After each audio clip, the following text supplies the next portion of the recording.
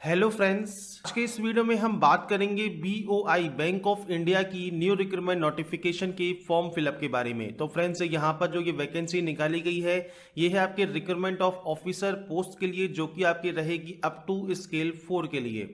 अब यहाँ पर फ्रेंड्स जो इसके ऑनलाइन पोर्टल है वो 16/9/2020 से 30/9/2020 तक ओपन रहेगा। अगर आप आवेदन करना चाहते हैं इन दोनों डेटों के बीच में आप आवेदन कर सकते हैं।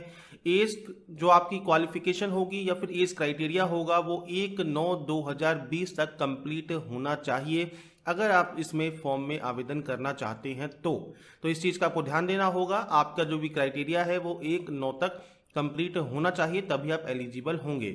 इससे रिलेटेड फ्रेंड्स इसकी एलडीटी से रिलेटेड वीडियो हम पहले ही अपलोड कर चुके हैं। बाकी की जानकारी आप jobrasta.com पर जाकर ले सकते हैं। बात करते हैं कैसे आप इसमें आवेदन करेंगे। तो मेनली जो भी आईबीपीएस का पैटर्न होता है अप्लाई करने का वो ही यहाँ पर रहेगा।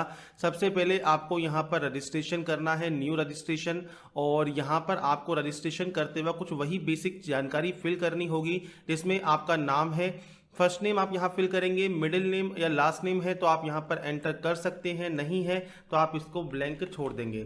और दो बार एंटर करने के बाद आपको जो आपका पूरा नाम है वो यहाँ पर देखने को मिल जाएगा। इसके बाद फ्रेंड्स आपको एंटर करना है आपका मोबाइल नंबर, और इसके बाद आपको एंटर करना है अपनी मेल आईडी। तो आपका जो भी 10 डिजिट का मोबाइल नंबर है वो आप यहाँ फिल करेंगे। मैं अभी सैंपल के तौर पर फिल कर रहा हूँ। आपका जो भी active and valid mobile number है और साथ में मेल आईडी है वो आप यहाँ पर इस तरह से फिल करेंगे। इसके बाद नीचे आपको कंफर्म का एक ऑप्शन मिलता है, तो आपकी मेल आईडी विद डोमेन आप यहाँ कंफर्म करेंगे, नीचे कैप्चा कोड को फिल करेंगे और सेव एंड नेक्स्ट करेंगे। इसके बाद फ्रेंड्स आपका रजिस्ट्रेशन प्रोसेस कंप्लीट हो जाएगा। आपको आपका रजिस्ट्रेशन नंबर एंड पासवर्ड भी मिल जाएगा। अब आपको यहाँ पर जो ये फोटोग्राफ एंड सिग्नेचर का ऑप्शन है, यहाँ पर अपनी फोटोग्राफ एंड सिग्नेचर अपलोड करने हैं।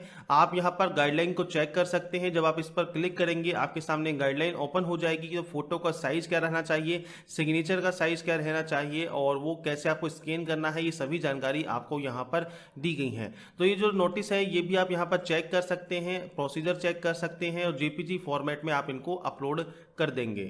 तो friends photo and sign upload करने के बाद उसका जो प्रीव्यू है वो आपको यहाँ देखने को मिल जाएगा। प्रीव्यू से सेटिस्फाई होने के बाद आप यहाँ से इसको नेक्स्ट कर सकते हैं।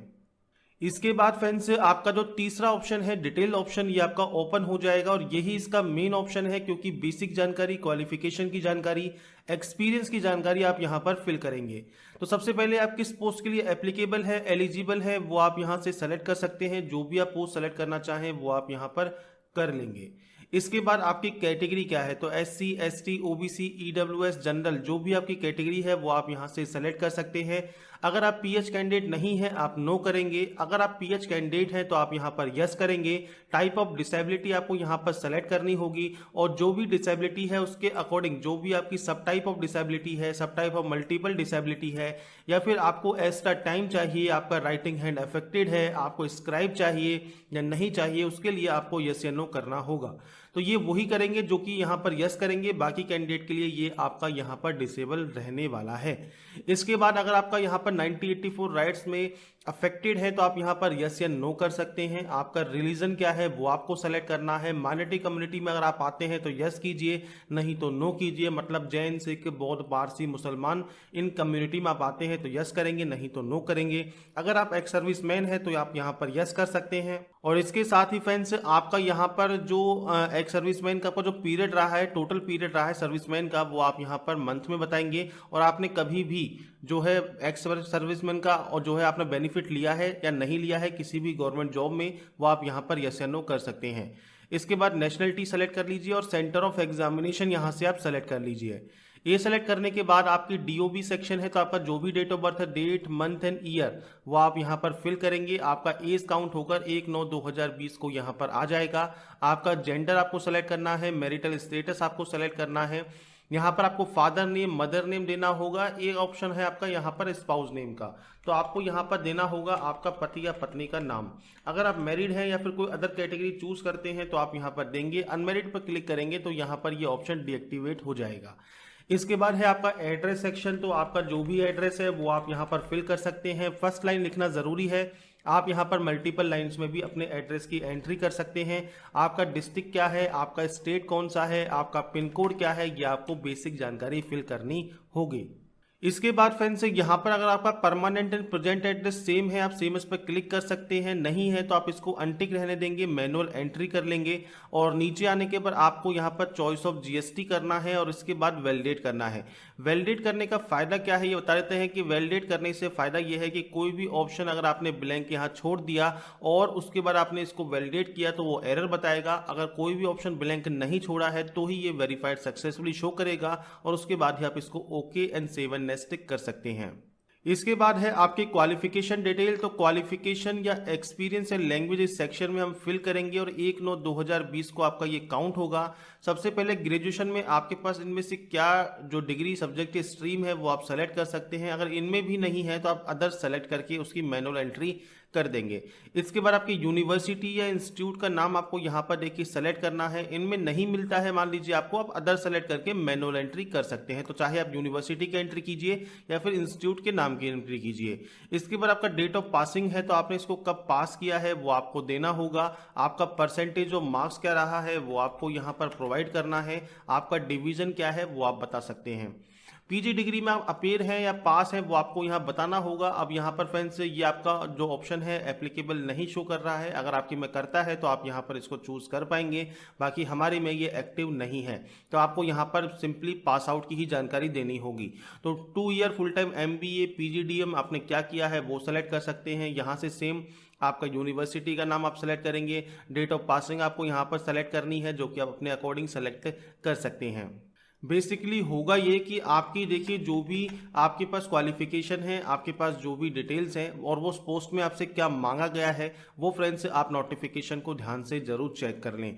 उसके बाद ही फ्रेंड्स मान लीजिए आप डिप्लोमा की एंट्री या फिर कोई भी प्रोफेशनल क्वालिफिकेशन की एंट्री या PhD या कोई इक्विवेलेंट डिग्री की एंट्री आप करना चाहते हैं वो आप यहाँ पर कर सकते हैं। इसके बाद देखिए सर्टिफिकेशन की बात करें तो यहाँ पर आपके पास कोई अदर सर्टिफिकेशन है तो आप यहाँ पर सेलेक्ट कर सकते हैं, नहीं है आप इसको ब्लैंक छोड़ पाएंगे। तो इसके लिए मैंने क्या कहा आपसे कि आप वही चीज़ यहाँ पर सेलेक्ट करें या वही चीज़ फिल करें जो आपके पास अवेलेबल है। नहीं है तो फ्रेंड्स आप इसको ब्लैंक छोड़ सकते हैं। इसके बाद फ्रेंड्स नेक्स्ट ऑप्शन है आपके एक्सपीरियंस का। तो उस पोस्ट में जो भी एक्सपीरियंस आपसे मांगा गया है वो अगर आपसे यहाँ पर मांग रहा है तो आपको यहाँ पर यस करना होगा और इसके बाद आपको अपने एक्सपीरियंस की जानकारी देनी होगी। जैसे हमारे पास मल्टीपल ऑर्गेनाइजेशन में काम करने वाले कैंडिडेट की जानकारी है जो कि हम यहाँ पर फिल कर रहे हैं। तो सबसे पहले आपको एम्प्लॉयर का नाम देना है, मतलब आप कहाँ काम करते थे, डेजिग्नेशन क्या है आपकी, मतलब किस पोस्ट पर आप काम करते थे, कब से कब तक आपने काम किया, क्या आपका काम था, रीजन फॉर लीविंग क्या था। तो फ्रेंड्स प्रेजेंटली में अगर आप वर्किंग है किसी भी कंपनी में तो आप यहां पर नो करेंगे, आपका ये ऑप्शन जो है आपका बंद हो जाएगा। मतलब यस करेंगे और ये आपका ऑप्शन बंद हो जाएगा, जो रीजन ऑफ लिविंग है और आपका ईयर ऑफ एक्सपीरियंस यहां पर आ जाएगा। इसके बाद अगर आपने पहले कोई कंपनी में काम किया है, मल्टीपल कंपनीज में या अलग अलग ऑर्गेनाइजेशन में, तो आप ऐड मोर करेंगे और ऐड मोर करके अपने जो इससे प्रीवियस कंपनी है, इससे भी पहले कोई कंपनी है, ऐड मोर कीजिए, उसकी एंट्री कीजिए। तो इस तरह से आपको अपने एक्सपीरियंस की एंट्री करनी होगी। तो आपने एक कंपनी में काम किया है, 2 में किया है, स्टार्टिंग में आपको प्रेजेंट कंपनी की ही जानकारी देनी है, मतलब प्रेजेंट में जहां पर आप काम करते हैं वहां की ही जानकारी आपको प्रोवाइड यहां पर करनी होगी। अगर आप प्रेजेंट में वर्क नहीं करते और पहले आप वर्क करते थे और एक्सपीरियंस आप पहले का शो कर रहे हैं, उस कंडीशन में आप यहां पर इसमें नो करके जानकारी प्रोवाइड कर सकते हैं। तो ये आपके एक्सपीरियंस की जानकारी होगी। अगर आपने एक्सपीरियंस है आपके पास तो आप आराम से इन जानकारी को फिल कर सकते हैं। इसके बाद आपके जो जानकारी है, एक्सपीरियंस है या फिर पोर्टफोलियो है, उसकी जानकारी आप छोटे से बेसिस में देंगी। अगर मान लीजिए आपके पास कोई एक्सपीरियंस नहीं है, उस पोस्ट में कोई एक्सपीरियंस नहीं मांगा है, तो आप उस कंडीशन में NIL नील यहाँ पर एंटर करेंगे।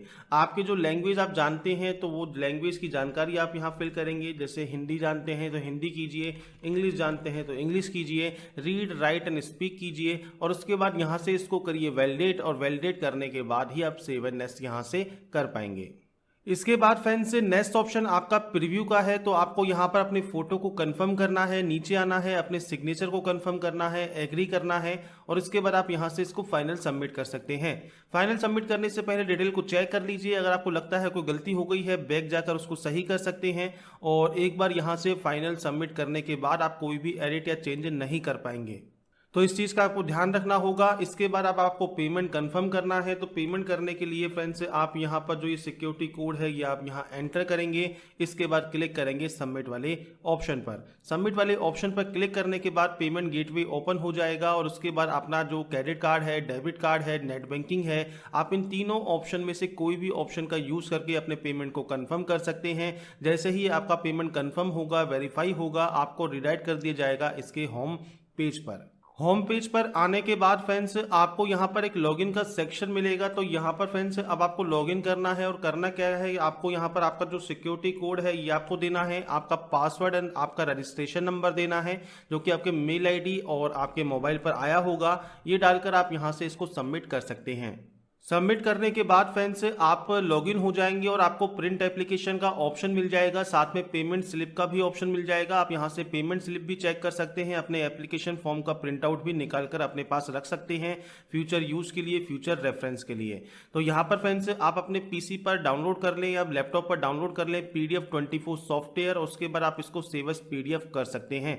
गूगल पर आपको ये मिल जाएगा, आप वहां पर PDF 24 सॉफ्टवेयर को डाउनलोड कीजिए और अगर आप यहाँ पर PDF में सेव करना चाहते हैं, सिंपली स्टेप में आप इसको PDF में सेव करके अपने पास रख पाएंगे।